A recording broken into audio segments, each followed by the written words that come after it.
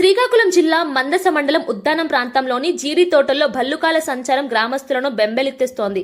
జీడి తోటలో 2 ఎలుగుబంట్లు సంచరిస్తూ ప్రజలను భయభ్రాంతులకు గురి చేస్తున్నాయి. ముఖ్యంగా మందస మండలం పితాలి, నల్లూరు గ్రామాల సమీపంలోని తోటల్లో ఎలుగుబంట్లు కనిపించడంతో స్థానికులు తీవ్ర ఆందోళనకు గురవుతున్నారు.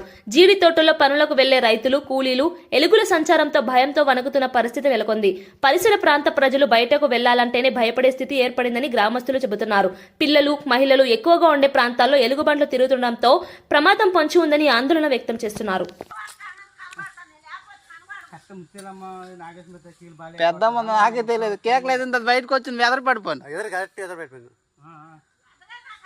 తవ్వుతుందిరా ఈడ తీస్తుంది, ఇక్కడ బాగా కనిపిస్తుంది. అది తల్లి పడుకోంది అల్ల ముందుకే. ముందు పడుకోండి పిల్లది పిల్ల కేకలేసి కేకలే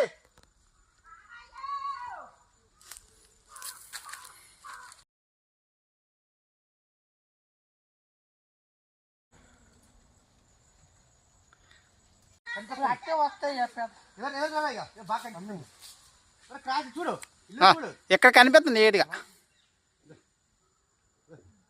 పిల్ల ఇది. ఆ ముందుకి తల్లిది పిల్లది రెండే కదా. దగ్గరికి వెళ్ళక